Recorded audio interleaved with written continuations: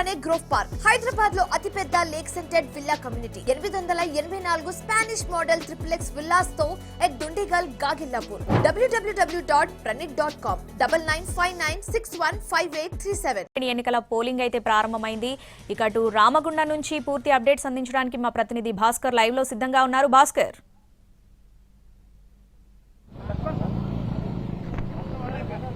శ్రావణి, ప్రతిష్టాత్మకంగా జరుగుతున్న సింగరేణి గుర్తింపు సంఘం ఎన్నికలకు సంబంధించిన పోలింగ్ కొద్దిసేపటి క్రితమే ప్రారంభమైంది. మనం ప్రస్తుతం RG1 ఏరియాలోని వనింగ్ లేన్ దగ్గర ఉన్నాం. ఇక్కడ చూసినట్టయితే 500 ఓట్లు పోలింగ్ బూత్ లో ఉంటాయి. మొత్తంగా ఈ రామగుండం ఏరియాలో, ఉమ్మడి కరీంనగర్ జిల్లా పరిధిలోని రామగుండం ఏరియాలో RG1, RG2, RG3 ఈ 3 ఏరియాలు ఉంటాయి.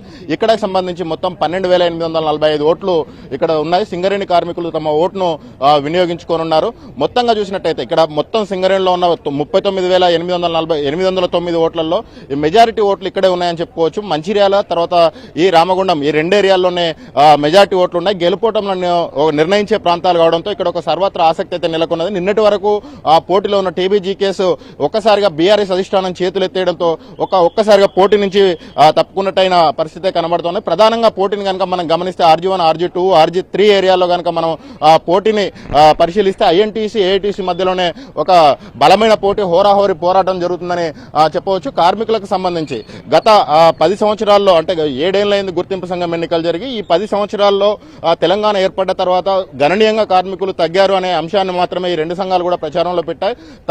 తమను గెలిపించితేనే కార్మికులకు సంక్షేమం జరుగుతుంది, 250 గజాల ఇంటి స్థలం ఇస్తామని చెప్పేసి ఒకవైపు కాంగ్రెస్ అనుబంధ INTC హామీ ఇచ్చింది. మరోవైపు AITC కార్మికుల పక్షపాతి, కార్మికుల తరఫున పోరాడగలిగే సంఘం ఓన్లీ AITC మాత్రమే, మమ్మల్ని గెలిపించాలని చెప్పేసి AITC నేతలు ఇప్పటికే వాళ్ళు ప్రచారాన్ని ప్రారంభించారు. మరోవైపు అధికారంలో ఉన్న పార్టీ కాబట్టి అధికారంలో ఉంది, మమ్మల్ని గెలిపించాలని చెప్పేసి INTC నేతలు కూడా చెప్తున్న పరిస్థితి కనబడుతున్నాయి. ప్రధానంగా సింగరేణి ప్రాంతంలో డిఫెండెంట్ ఉద్యోగాలు ఏవైతున్నాయో 18,000 ఉద్యోగాలు వచ్చాయి. వాళ్ళు మొత్తం యువ ఓటర్లే ఈ ఫలితాలని కానీ ఈ ఎన్నికల్ని కానీ ఒక నిర్ణయాత్మకంగా వివరించే అవకాశం అయితే కనబడుతున్నాయి. శ్రావణి, మనం ఇక్కడ ప్రస్తుతం చూడొచ్చు పోలింగ్ బూత్ కు సంబంధించి. ఇది RG1 ఏరియాలో మైండ్ మీదనే ఉంటుంది పోలింగ్ బూత్. ఈ పోలింగ్ బూత్ కు సంబంధించి కొద్దిసేపటి క్రితమే పోలింగ్ ప్రారంభమైంది. ఆ ప్రారంభమైన పోలింగ్ కు సంబంధించి కార్మికులు ఫస్ట్ షిఫ్ట్ వెళ్ళిన కార్మికులు కావచ్చు, సెకండ్ షిఫ్ట్ వచ్చే కార్మికులు కావచ్చు, general shift, B shift, A shift అంటారు.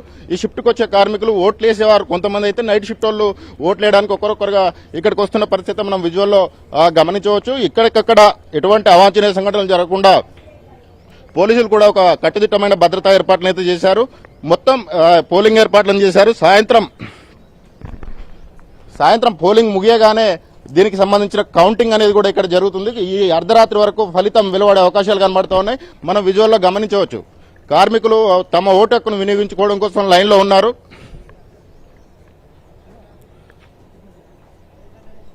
పోలింగ్ కు సంబంధించి అన్ని ఏర్పాట్లను అధికారులు పూర్తి చేశారు. కార్మికులు ఒక్కొక్కరుగా విధులకు వెళ్లేవారు. విధుల నుంచి అంటే రాత్రి విధులు నిర్వర్తించి వచ్చిన వాళ్ళు కూడా తమ ఓటు హక్కును వినియోగించుకుంటూ బారులు తీరి ఓట్లు వేస్తున్న పరిస్థితి కనబడతా ఉన్నది. మొత్తంగా RG1, RG2, RG3 ఏరియాలో 23 పోలింగ్ కేంద్రాలను ఏర్పాటు చేశారు. మొత్తం 12,845 మంది కార్మికులు తమ ఓటు హక్కును వినియోగించుకోనున్నారు. Sravani. Right Bhaskar, thanks for the updates.